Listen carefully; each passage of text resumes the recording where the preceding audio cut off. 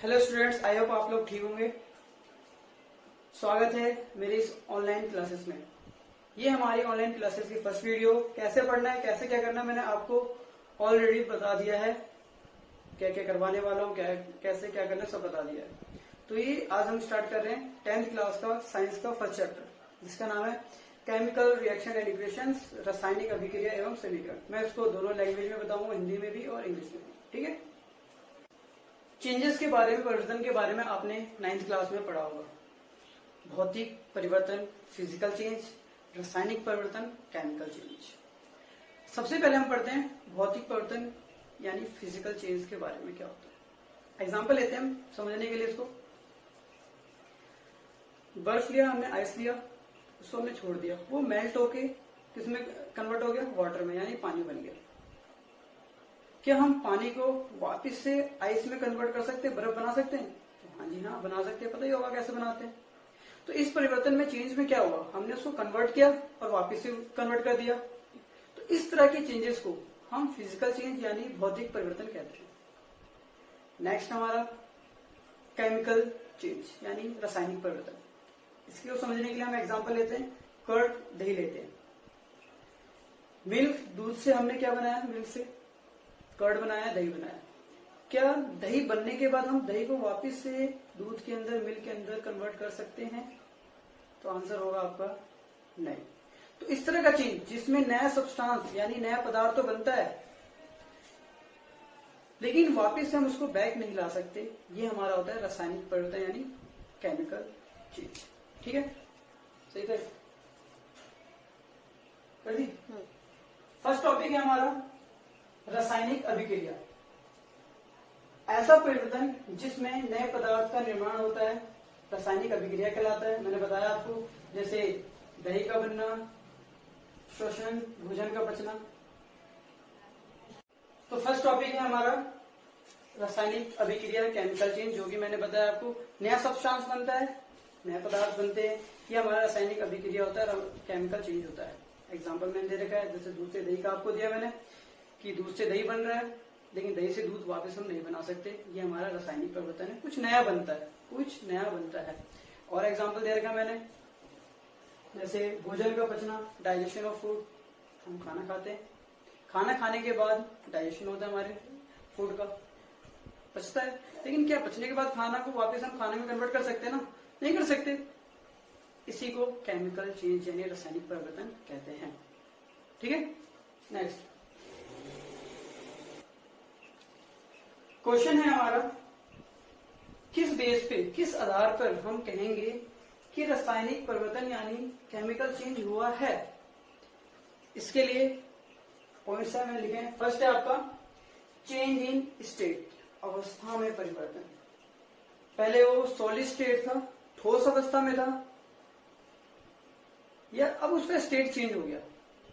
ठीक है। जैसे मान लो हमने पेपर लिया, पेपर को बर्न किया, जलाया। पहले वो पेपर के शेप में था, अब उसका शेप यानी स्टेट चेंज हो गया। नेक्स्ट है हमारा चेंज इन कलर। तो आपने देखा होगा, जब भी केमिकल चेंज यानी रासायनिक परिवर्तन होता है तो उसके कलर में चेंज आ जाता है। फिर है हमारा गैस भी एवोल्यूट होता है, यानी गैस भी हमारा इवॉल्व होता है, निकलता है। आप पेपर को बर्न कीजिए, बर्न करने के बाद वो राख बनेगा, ऐश बनेगा, उसमें से क्या होता है, धुआं निकलता है। तो ये एक तरह का केमिकल चेंज है। तो नेक्स्ट क्वेश्चन पूछ रहा है हमारा, किस आधार पर, किस ऑब्जर्वेशन से आप कहेंगे कि रासायनिक परिवर्तन यानी केमिकल चेंज हुआ है? तो इसके लिए कुछ पॉइंट से पढ़ लो इसको। चेंज इन स्टेट, अवस्था में परिवर्तन। चेंज इन कलर, रंग में परिवर्तन। एवोल्यूशन ऑफ गैस, गैस का निकलना। और हमारा है चेंज इन टेम्परेचर, तापमान में परिवर्तन। ये जो ऑब्जर्वेशन मैंने बताया, 1 2 3 4 ऑब्जर्वेशन मैंने बताया, इन 4 ऑब्जर्वेशन से आप कह सकते हो कि केमिकल चेंज यानी रासायनिक परिवर्तन हुआ है। कुछ भी ले लो, एग्जाम्पल ले सकते हो आप। पेपर को बंद करो, पेपर को बंद करो, उसमें क्या होता है, गैस निकलता है, टेम्परेचर इंक्रीज होता है। ठीक है। और कलर में चेंज आ जाता है। तो ये हमारा क्या होता है, रासायनिक परिवर्तन होता है। ठीक है। अभिकारक और उत्पाद, रिएक्टेंट एंड प्रोडक्ट क्या होते हैं? तो सबसे पहले बात करते हैं हम अभिकारक यानी रिएक्टेंट्स होते क्या हैं। देखो रासायनिक अभिक्रिया होता है या केमिकल चेंज जो होता है वो अपने आप में नहीं होता, वो एक चीज किसी दूसरे चीज से या तीसरी चीज से या बहुत सारी चीजें आपस में मिलते हैं तो कुछ नया कुछ भी बनता है। तो जो चीजें आपस में मिलती हैं, ठीक है, जो आपस में कन्वर्ट हो या एक हो या दो, जब वो दोनों आपस में मिलते हैं, जैसे आप जंग लगना देख लो, जो लोहा होता है वो ऑक्सीजन के साथ वाटर के साथ मिक्स होता है, मिक्स होने के बाद जो नया बनता है वो क्या बनता है, हम पाते हैं जो लोहा है उसमें जंग लग चुका है।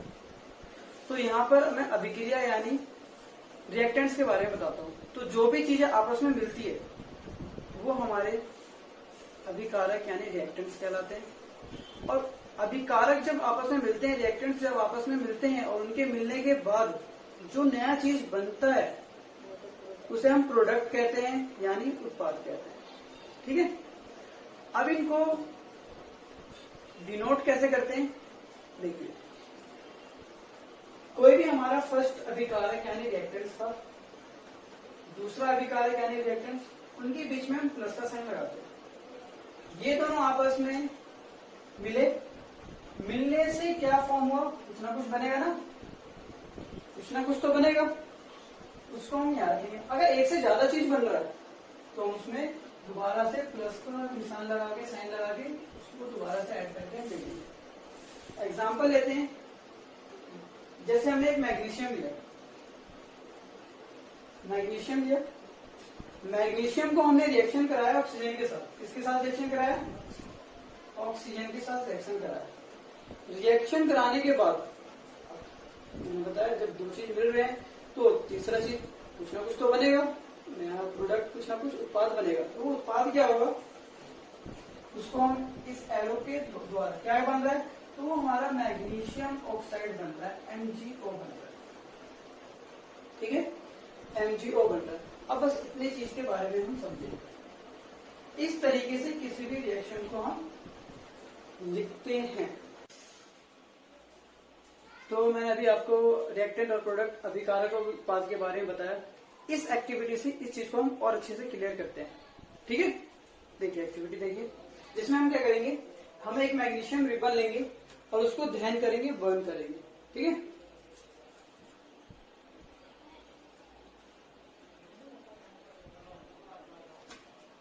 हम यहाँ पर जो मैग्नीशियम रिबन है उसको हम सैंड पेपर से साफ करेंगे। क्यों करेंगे, क्योंकि मैग्नीशियम के ऊपर लेयर चढ़ी होती है ऑक्साइड की, इस ऑक्साइड की लेयर को हमें हटाना पड़ता है।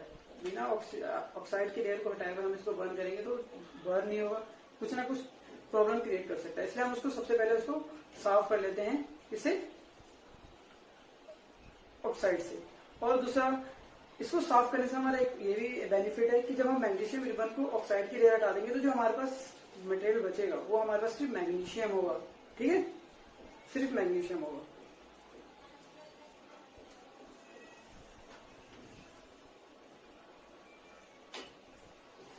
मैग्नीशियम रिबन को जब हम बर्न करते हैं तो जलाते वक्त क्या होता है, उसमें से एक श्वेत प्रकाश व्हाइट फ्लेम निकलता है इसके अंदर से।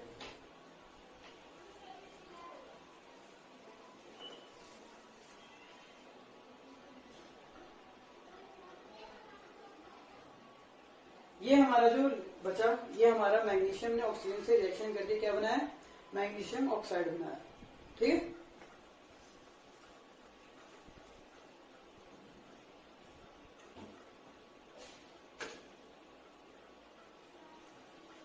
तो मैंने अभी आपको सारी चीजें बताई, एक बार और ध्यान दीजिए। हमने मैग्नीशियम लिया था, उसको ऑक्सीजन के प्रेजेंस में, ऑक्सीजन की उपस्थिति में हमने उसको जलाया, यानी ये हमारे जो चीज हमने इस्तेमाल की, जिस चीजों को हम मिला रहे हैं वो हमारे अभिकारक है यानी रिएक्टेंट्स है। मिलाने से क्या बना, मैग्नीशियम ऑक्साइड बना। तो मैंने बताया था उसको एरो के बाद हम रखते हैं। तो ये जो हमारा मैग्नीशियम ऑक्साइड बन गया, इसको हम एरो के बाद यहाँ रख देंगे, ठीक है। तो ये हमारा कंप्लीट एक्टिविटी था और मैंने आपको पूरी इन्फॉर्मेशन दी थी रिएक्टेंट प्रोडक्ट क्या होता है और किस तरह हम इक्वेशन को लिखते हैं, ठीक है। तो हमने ये रिएक्टेंट प्रोडक्ट के बारे में जाना। अब देखते हैं जो हमने इक्वेशन लिखी है जिसमें हमने मैग्नीशियम को ऑक्सीजन से रिएक्शन करवाया, अभिक्रिया करवाया और ये मैग्नीशियम ऑक्साइड बना, ये अभी करेक्ट नहीं है। ये जब करेक्ट होगा जब हम इसको बैलेंस करेंगे। बैलेंस करने के लिए मैं क्या करूंगा, यहां पर 2 ऐड करूंगा और यहां भी मैंने 2 लगा दिया। अब जो ये इक्वेशन है अब ठीक है, बैलेंस है, ठीक है। अब बात करते हैं मैंने इसको बैलेंस किया तो क्यों किया और कैसे किया। जब मैंने बैलेंस किया ना, यहाँ पर मैंने यहाँ 2 लगाया तो 2 क्यों लगाया, 3 क्यों नहीं लगाया, कुछ क्यों नहीं लगाया, तो यहाँ 2 क्यों लगाया ये मैं अभी थोड़ी देर में बताऊंगा बैलेंस करना। लेकिन बैलेंस क्यों करते हैं इसके बारे में हम जानते हैं। हमने 9th क्लास में पढ़ा था द्रव्यमान संरक्षण का नियम, law of conservation of mass. क्या पढ़ा था उसके अंदर कि जो मास होता है, द्रव्यमान होता है, ना तो हम उसको बना सकते हैं और जो केमिकल रिएक्शन होता है कुछ भी होता है, ना तो हम उसको खत्म कर सकते हैं। यानी पहले जितना मास था और कुछ बनने के बाद उसके जो मास होगा द्रव्यमान, वो हम ना तो बना सकते हैं और ना ही उसको खत्म कर सकते, ना तो क्रिएट कर सकते हैं, ना ही डिस्ट्रॉय कर सकते हैं। अगर मैं दूसरे लैंग्वेज में समझाऊं आपको इसी चीज को, नोट्स में लिखा हुआ सारी चीजें, तो क्या होता है, जो अभिकारक था, जो रिएक्टेंट्स था, और बाद में जो ये प्रोडक्ट यानी उत्पाद बना, इनके जो मास होने चाहिए वो मास सेम होने चाहिए। जैसे यहाँ पर जो एटम है, परमाणु है, और बाद में जो परमाणु है उनके द्रव्यमान क्या होने चाहिए, सेम होने चाहिए। अगर मैं अभी बैलेंस नहीं करता इनको, मैं अगर अभी इनको बैलेंस नहीं करता, यहाँ मैग्नीशियम का 1 परमाणु है, यहाँ पर भी मैग्नीशियम का 1 परमाणु है, 1 एटम है। लेकिन जैसे ही मैंने ऑक्सीजन को देखा तो यहाँ ऑक्सीजन के 2 एटम से परमाणु है और यहाँ ऑक्सीजन का 1 है। तो क्या ये बैलेंस है? क्या ये द्रव्यमान संरक्षण के नियम को, लॉ ऑफ कंजर्वेशन को फॉलो करता है? तो नहीं करता। इसलिए क्या करना पड़ता है हमें, इस इक्वेशन को जो हमने समीकरण बनाया है इसको हमें बैलेंस करना पड़ता है। ठीक है, तो हम क्या करेंगे, यहाँ मैंने 2 लगा दिया और यहाँ पे मैंने 2 लगा। तो पहली चीज आपकी क्लियर होगी कि हम बैलेंस क्यों करते हैं। अब दूसरी चीज है बैलेंस करते कैसे हैं, ये मैं अब आपको बताता हूं। ठीक है, देखिए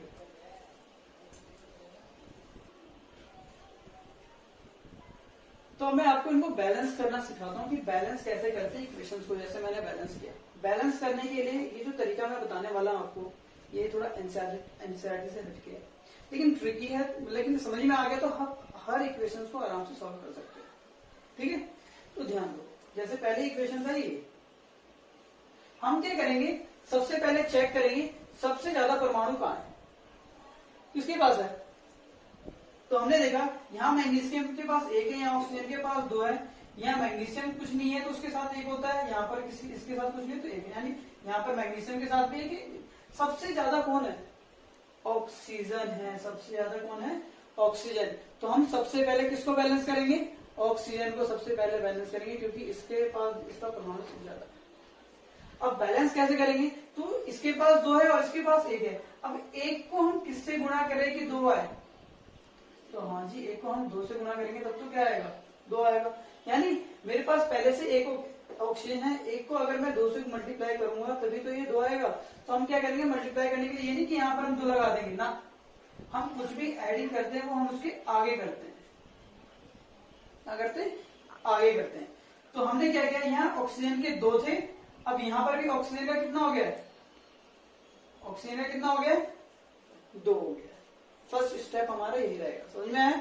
सबसे पहले बड़े को चेक करेंगे, जो सबसे ज्यादा जिसके परमाणु होंगे हम सबसे पहले उसको बैलेंस करेंगे।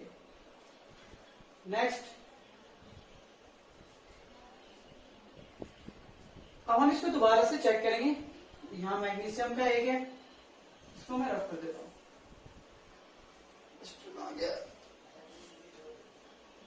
यहाँ मैग्नीशियम का 1 है, यहाँ ऑक्सीजन का 2 है, यहाँ मैग्नीशियम का 1 है, लेकिन सॉरी यहाँ ये जो 2 है ये मैग्नीशियम के साथ में मल्टीप्लाई होगा, ये ऑक्सीजन, क्योंकि दोनों के साथ है आगे। तो यहाँ मैग्नीशियम के पास भी 2 है और ऑक्सीजन के पास भी 2 है। हमने देखा यहाँ ऑक्सीजन के पास यहाँ भी 2 है, ऑक्सीजन के पास यहाँ भी 2 है, यानी ये बैलेंस है। इधर भी 2 परमाणु है, उधर भी 2 परमाणु है, 2 एटम है दोनों तरफ। लेकिन हमने देखा मैग्नीशियम ये गड़बड़ आ गया, पहले इसके पास 1 था, इसके पास भी 1 था, लेकिन इसके पास 1 है और इसके पास यहाँ पर 2 है। तो अब क्या करेंगे, हम सबसे ज्यादा देखेंगे। तो सबसे ज्यादा कौन सा, मैग्नीशियम का है, तो अब सबसे पहले हम इसको बैलेंस करेंगे। तो देखो मैंने आपको बताया यहाँ मैग्नीशियम 2 है और यहाँ मैग्नीशियम 1 है। 1 को कितने से गुणा करेंगे, मल्टीप्लाई करेंगे कि 2 आएगा, 2। तो 2 से, यानी अब यहाँ तो मैं नहीं करूंगा, मैंने बताया यहाँ नहीं, हम कुछ भी एडिंग करेंगे उसकी आगे ऐड करेंगे। क्या ये इक्वेशन बैलेंस हुआ? हाँ, तो अब आप देख सकते हो यहाँ मैग्नीशियम का 2 है, ऑक्सीजन 2 है, मैग्नीशियम यहाँ 2 है और ऑक्सीजन भी 2 है, यानी सारे यहाँ मैग्नीशियम 2 है तो यहाँ भी 2 है, यहाँ ऑक्सीजन 2 है तो यहाँ भी 2, दोनों सारे हमारे बैलेंस है।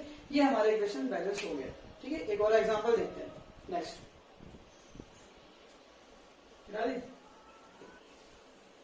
तो 2 एग्जांपल की हेल्प से और देखते हैं हम कि बैलेंस कैसे करते हैं किसी भी केमिकल इक्वेशन को, यानी रासायनिक समीकरण को संतुलित कैसे करते हैं। ठीक है,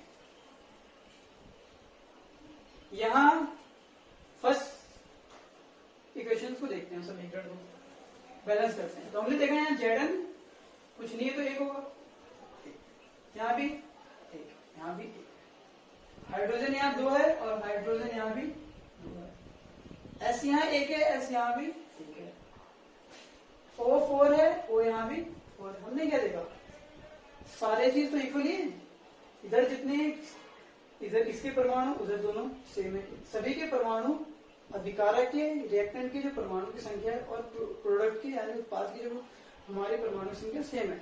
तो ये जो इक्वेशन है ये हमारा पहले से ही क्या है, बैलेंस, संतुलित है। ठीक है, सेकंड है हमारा, सेकंड इक्वेशन को चेक करते हैं।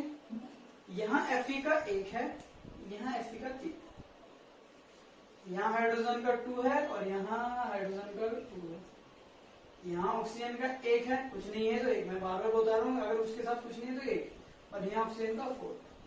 तो हमने देखा यहाँ सेम नहीं है, कुछ ना कुछ गड़बड़ है। Fe 1 तो यहाँ 3 है, हाइड्रोजन तो फिर भी चलो दोनों जगह सेम है, लेकिन ऑक्सीजन का भी सेम नहीं, यानी ये इक्वेशन बैलेंस है, ये संतुलित नहीं है, बैलेंस नहीं है। हम इसको बैलेंस करेंगे, कैसे करेंगे देखिए। मैंने आपको बताया सबसे हाईएस्ट, ज्यादा देखो हाईएस्ट कौन सा, सबसे 4। ठीक है, मतलब हमें सबसे पहले किसको बैलेंस करना है, ऑक्सीजन को सबसे पहले बैलेंस करना है। तो हमने देखा यहाँ ऑक्सीजन का कितना है 4, यहाँ ऑक्सीजन का कितना है 1, यहाँ ऑक्सीजन का 1 है और यहाँ ऑक्सीजन का 4 है। और यहाँ पर 4 कैसे आएगा, मल्टीप्लाई का कॉन्सेप्ट, गुणा किससे करेगी तो 4 से, यानी यहाँ 1 है, अगर मैं इसको 4 से मल्टीप्लाई कर दूं तो 4 बन जाए 4, यहाँ ऑक्सीजन 4 हो गया और यहाँ भी ऑक्सीजन 4 हो गया 4। हमने सबसे पहले जो ज्यादा था उसको बैलेंस कर दिया। अब हम अगेन क्या करेंगे, दोबारा से चेक करेंगे किसके कितने। Fe का यहाँ 1 है, अब देखो जब ये हाइड्रोजन के यहाँ पर 2 पहले से था और 4 हमने लगा दिया तो ये 4 दूनी 8, 4 2 8 हो गया। ऑक्सीजन का 4 बन जा 4, यहाँ 3, ऑक्सीजन का 4, हाइड्रोजन का 2। अब हम यहाँ देख रहे हैं ऑक्सीजन तो बैलेंस हो गया लेकिन बाकी चीज अनबैलेंस हो गए, यानी ये हमारा बैलेंस नहीं है और ना ही हमारा हाइड्रोजन बैलेंस है। अब इन दोनों में सबसे ज्यादा हम देखेंगे कौन है, तो सबसे ज्यादा कौन है, तो हमने देखा सबसे ज्यादा ये हाइड्रोजन है। हाइड्रोजन का क्या है सबसे ज्यादा, यानी सबसे पहले हम हाइड्रोजन को बैलेंस करेंगे। तो हाइड्रोजन का यहाँ 4 2 8 है और यहाँ पर हाइड्रोजन कितना है 2, तो 2 को कितने से मल्टीप्लाई करेंगे कि 8 होगा, तो 2 को अगर मैं 4 से मल्टीप्लाई करूँ तो 8 हो जाएगा, यानी इस बार मुझे यहाँ पर क्या लगाना 4, 4 2 8 और यहाँ भी 4 2 8। क्या हाइड्रोजन बैलेंस हुआ, तो हाइड्रोजन बैलेंस हो गया। अब हम दोबारा से चेक करेंगे, ठीक है, तो हम फिर से क्या करते हैं चेक करते हैं, तो फिर से चेक करते हैं। 1 है, 4 2 8, ऑक्सीजन का 4, Fe का 3, ऑक्सीजन का 4 और हाइड्रोजन 4। हमने यहां देखा सिर्फ Fe बैलेंस नहीं है, बाकी सारे बैलेंस है। अब एक ही है तो इसमें कुछ देखने की बात नहीं है, बड़ा कौन है छोटा कौन है हम सीधा बैलेंस कर देंगे। तो हमने देखा यहाँ Fe 3 है और यहाँ Fe कितना है 1, तो यहाँ पर 3 लाने के लिए क्या करना पड़ेगा, इसको 3 से मल्टीप्लाई, तो हम यहाँ क्या लगा देंगे 3। ये इक्वेशन हमारी अब पूरी तरह से क्या होगी, बैलेंस होगी। चेक करो Fe 3 है, यहाँ भी Fe 3 है, यहाँ 4 2 8, 4 2 8 हाइड्रोजन 8 है और ऑक्सीजन 4 1 4 और यहाँ ऑक्सीजन कितना 4। इस तरीके से हम बैलेंस करते हैं, ठीक है। बैलेंस करना मैंने आपको सिखा दिया, ठीक है। ये नोट्स में नहीं है तो इसको कॉपी में नोट कर लें, आपकी बुक होगी, बुक्स के अंदर बहुत सारे एग्जांपल है, उनको बैलेंस करें, वरना मैं जब चैप्टर खत्म होगा तो आपको बहुत सारे एग्जांपल दूंगा, आराम से तसल्ली से बैठ के बैलेंस करते रहना, ठीक है। अब नेक्स्ट टॉपिक है हमारा रासायनिक अभिक्रिया के प्रकार, टाइप्स ऑफ केमिकल रिएक्शन। तो हमारे यहाँ पर जो रिएक्शंस होती है, रासायनिक अभिक्रिया होती है, वो एक तरीके से नहीं होती, कुछ टाइप से इसके, कुछ प्रकार से, तो उस प्रकार को देखिए। जैसे फर्स्ट है हमारा कॉम्बिनेशन रिएक्शन, संयोजन अभिक्रिया, इसको पढ़ेंगे अभी हम। सेकंड है हमारा डिकम्पोजिशन रिएक्शन यानी विभाजन अभिक्रिया, फिर डिस्प्लेसमेंट रिएक्शन है, विस्थापन अभिक्रिया है, फिर डबल डिस्प्लेसमेंट यानी द्विविस्थापन अभिक्रिया। हम इन 1 2 3 4 चारों के बारे में 4 टाइप्स जो है हमारी ये रासायनिक अभिक्रिया, इन सभी को एक एक करके पढ़ेंगे, ठीक है। नेक्स्ट संयोजन अभिक्रिया, कॉम्बिनेशन रिएक्शन के बारे में सबसे पहले पढ़ते हैं, ठीक है। डेफिनेशन मैंने नोट्स में दे दिया आपको, वहां से पढ़ लीजिए, मैं समझाता हूँ आपको। संयोजन अभिक्रिया यानी कॉम्बिनेशन रिएक्शन ये होती है जो हमारे रिएक्टेंट्स होते हैं अभिकारक, चाहे वो 2 हो या 2 से ज्यादा हो, जब ये आपस में कंबाइन होते हैं और क्या फॉर्म करते हैं, प्रोडक्ट बनाते हैं। क्या बनाते हैं? प्रोडक्ट, एकल उत्पाद का निर्माण करते हैं, ठीक है, सिंगल प्रोडक्ट बनाते हैं, ठीक है। तो ये हमारा क्या कहलाता है? कॉम्बिनेशन रिएक्शन कहलाता है। देख रहे हो गए आप इसमें कंबाइन हो रहे हैं, सीधी बात कंबाइन होना, कॉम्बिनेशन रिएक्शन, संयोजन मिल रहे हैं, संयोजन अभिक्रिया हो रही है, और क्या बना रहे हैं? उत्पाद बना रहे हैं, उत्पादन, ठीक है। नेक्स्ट एक कॉम्बिनेशन रिएक्शन, संयोजन अभिक्रिया पढ़ ली, ठीक है। अब नेक्स्ट है हमारा ऊष्मक्षेपीय अभिक्रिया, ठीक है। क्या होती है नोट्स में देखिए, और इसके मैं एग्जांपल यहाँ मैंने 2 लिखे हैं, ठीक है। आपको बताता हूँ एग्जाम में क्वेश्चन कैसे आते हैं, फिर मैं इसको डिफाइन करता हूँ। क्वेश्चन आ जाएगा आपका ऊष्मक्षेपीय अभिक्रिया किसे कहते हैं, what is the exothermic reaction, और पूछ लेगा इसके एग्जांपल्स। 2 एग्जांपल्स आपके 1 2 है और 1 3 आपके नोट्स में मैंने दे रखा है, ठीक है। मैं समझाता हूँ। ऊष्मक्षेपीय अभिक्रिया एक्सोथर्मिक रिएक्शन होती है, ये एक तरह की, इसमें जब हमारे रिएक्टेंट यानी अभिकारक मिलते हैं और मिलने के बाद इनसे जो भी प्रोडक्ट बनता है, प्रोडक्ट तो बनेगा ही बनेगा, और साथ में एक वेरी इंपॉर्टेंट चीज, एनर्जी अगर निकलती है, एमिट होती है, तो हम क्या कहेंगे? ये हमारा एक्सोथर्मिक यानी ऊष्मक्षेपीय अभिक्रिया है। अगर एनर्जी नहीं निकलेगी तो नॉर्मल रिएक्शन हमारा, लेकिन एनर्जी निकल रही है किसी के कंबाइन होने से, अभिकारक यानी रिएक्टेंट के कंबाइन होने से, मिलने से एनर्जी अगर निकल रही है प्रोडक्ट के साथ साथ, उत्पाद के साथ साथ, तो कौन सी रिएक्शन होगी? ये हमारी रिएक्शन होगी एक्सोथर्मिक यानी ऊष्मक्षेपीय अभिक्रिया होगी, ठीक है। एक और एग्जांपल देते हैं। ये जो एग्जांपल है ये हमारा जो हम रेस्पिरेशन करते हैं, श्वसन करते हैं, वहां से लिया गया। अब इसको एक्सोथर्मिक यानी ऊष्मक्षेपीय अभिक्रिया क्यों कहा गया है, इस बात पे ध्यान दो। इसको ऊष्मक्षेपीय अभिक्रिया इसलिए कहा गया है क्योंकि जब हम फूड टेक करते हैं, खाना खाते हैं, क्या होता है? ये ग्लूकोज के फॉर्म में होता है, ऑक्सीजन हम लेते हैं, ऑक्सीजन से ये रिएक्शन करता है, और रिएक्शन करता है, रिएक्शन करने से कार्बन डाइऑक्साइड बनता है जो कि हम निकाल देते हैं, वाटर बनता है जो हमारी बॉडी के अंदर अगर पानी की कमी होती है, जो भी होती है, उसको पूरा करता है, लिक्विड के फॉर्म में होता है। और साथ में हमें क्या मिलती है? काम करने के लिए जो ताकत मिलती है, ऊर्जा मिलती है, एनर्जी मिलती है, हाँ एनर्जी मिलती है ना। तो ये एनर्जी क्या हुआ? इस रिएक्शन के होने से मिली ना ये एनर्जी, तो इस एनर्जी के मिलने की वजह से ही इसको हम ऊष्मक्षेपीय अभिक्रिया यानी एक्सोथर्मिक रिएक्शन कहते हैं, ठीक है। ये रिएक्शन होता है, देखा होगा डॉक्टर वगैरह, अगर मान लो कोई मरीज वीक हो जाता है, कमजोर हो जाता है, तो उसको ग्लूकोज दिया जाता है। क्यों दिया जाता है ग्लूकोज? क्योंकि ग्लूकोज ऑक्सीजन से रिएक्शन करेगा, जल्दी फास्ट वे में रिएक्शन करेगा, वाटर रिलीज करेगा, पानी की कमी पूरी होगी उसकी बॉडी के अंदर, एनर्जी मिलेगी उसको, और कार्बन डाइऑक्साइड को निकाल देते हैं। ये हम पढ़ेंगे। तो अभी हमने एक्सोथर्मिक यानी ऊष्मक्षेपीय अभिक्रिया पढ़ा जिसके अंदर एनर्जी निकलती है। उसका एक और एग्जाम्पल है आपका साग सब्जियों का डिकम्पोज, जब हमारा वेजिटेबल होता है वो डिकम्पोज हो जाता है, तो ये भी हमारे से भी एनर्जी रिलीज होती है, इसलिए इसको भी एक्सोथर्मिक यानी ऊष्मक्षेपीय अभिक्रिया के अंदर रखा गया। नेक्स्ट अब हम पढ़ेंगे 2 क्वेश्चन के आंसर यहाँ जानेंगे कि किस सॉल्यूशन का यूज किया जाता है व्हाइट वॉशिंग में। सफेदी के लिए हम किस विलेन का इस्तेमाल करते हैं। पहला, सफेदी जो हम करते हैं व्हाइट वॉशिंग कर देते हैं, इसके बाद क्या होता है, कुछ समय बाद हमने देखा होगा जो वॉल होती है, दीवार होती है, उसमें शाइनिंग आ जाती है। पहले तो शाइनिंग नहीं आती, चमक नहीं आती, लेकिन कुछ समय बाद उसमें शाइनिंग यानी चमक आ जाती है। ठीक है, तो हम क्या करते हैं, कैल्शियम ऑक्साइड लाते हैं। ये हमारा चूना है, ये लाइमस्टोन है, बिना भुजा हुआ चूना कह सकते हो। ठीक है, इसको जैसे ही हम पानी में डालते हैं, वाटर में डालते हैं, वो किस फॉर्म में होता है, द्रव। ये हमारा सॉलिड यानी ठोस में होता है, सॉलिड टाइप का होता है, ठोस।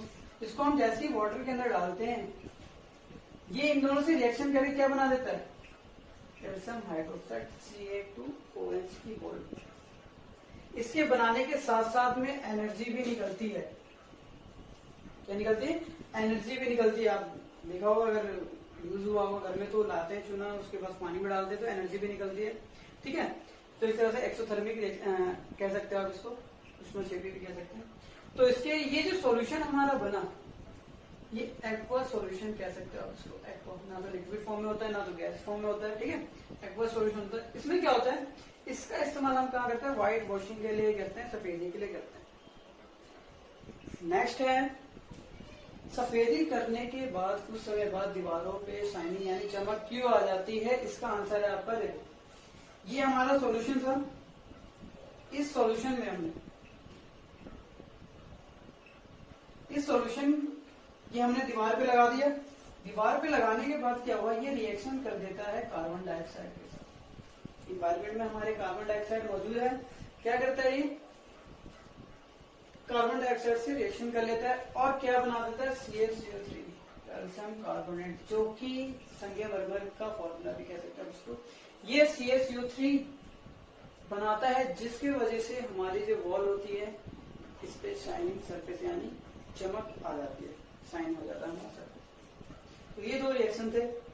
ये रिएक्शन मैंने ऐसे लिख दिया, मैं बता देता हूँ क्या है, एग्जाम में पूछ लिया जाता है कि हमें दोबारा से, मान लो जो हमने कैल्शियम कार्बोनेट बनाया है, हमें दोबारा से CaO और CO2 बनाना है, तो हम क्या करेंगे, जस्ट इसको गर्म कर देंगे। इस ट्रायंगल का मतलब क्या है, हम इसको गर्म करेंगे, हीट कर देंगे। हीट करते क्या होगा, ये वापिस से हमारे इस स्टेज पे आ जाएगा। ये टॉपिक्स पढ़े, इन टॉपिक्स को आज अच्छे से वीडियो देखना है।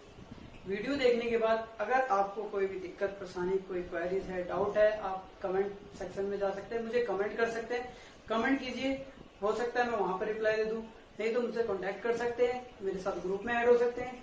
इस ग्रुप में भी मैं आपको सॉल्यूशन प्रोवाइड करा सकता हूँ। हो सकता है हम फेस टू फेस कम्युनिकेशन भी कर सके।